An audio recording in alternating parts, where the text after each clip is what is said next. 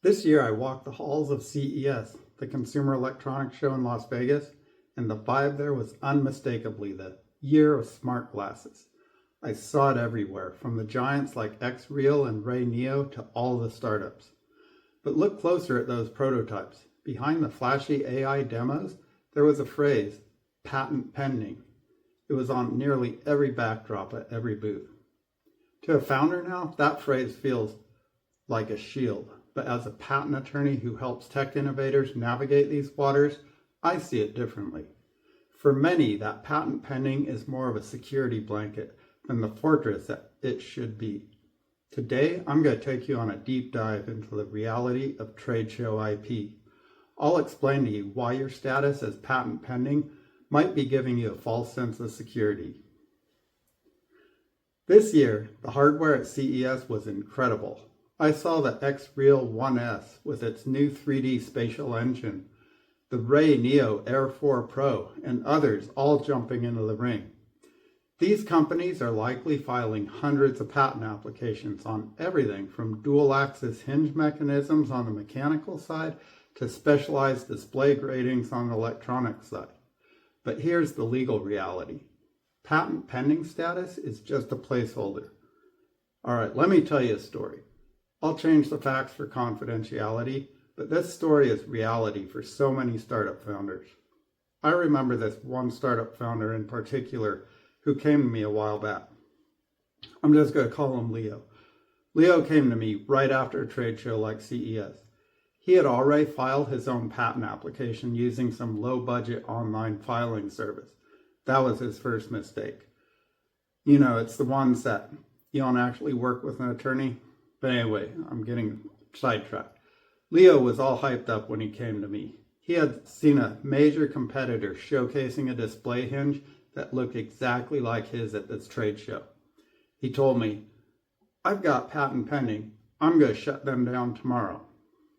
Unfortunately, like so many times, I had to be the one to break the news to Leo.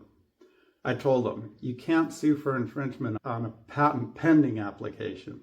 Until that patent is signed and sealed by the USPTO, you aren't suing anyone for infringement."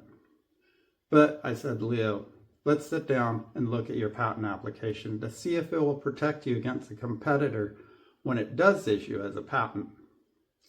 This conversation I have often leads to what I call the founder's fallacy. Startup founders often think that because they have a patent pending on smart glasses, they own the entire concept. The truth?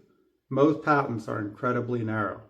If you file for a specific waveguide or a pressure distributing hinge, for example, that's great, but it doesn't mean you own the whole idea of AR eyewear. All right, back to Leo. When I looked at the patent application Leo had filed, I saw that his pending claims were way too specific. The competitor he was talking about used a completely different internal layout that wasn't covered by Leo's claims. In a crowded space like wearables, the scope of the claim is everything. Now, if your patent is too broad, the examiner at the patent office is just going to reject it based on prior art. But if it's too narrow, a competitor can just walk right around it. The patent pending status is great. It tells the world you're trying to protect something, but it doesn't tell them what. And often, I find the founder doesn't even fully realize the limitations of their own patent application. That is, until it's too late. I spent my week at CES this year looking for the cracks in the foundation. I saw brilliant engineers building patent pending tech that could be unprotected if their filings at the patent office didn't cover the core commercial value of their product. As a patent attorney, my job isn't just to file papers. It's to be a strategic advisor to my clients. We need to ask, is your IP a fortress, or is it just a bunch of words in an application? Are we filing a provisional application just to get a filing date, or are we building a roadmap for a multi-year enforcement strategy? If you're building in a crowded space like smart wearables, or if you've been using that patent pending status as a shield without really knowing what's actually under the hood, let's talk. Don't wait until you see an infringer on the trade show floor to find out your patent application is too narrow to stop them. Contact me today for a strategy consultation. Let's make sure your IP is a fortress, not just a patent pending sign on a backdrop for your booth at the trade show. I'm Mark Trenner, and I look forward to helping you protect your future.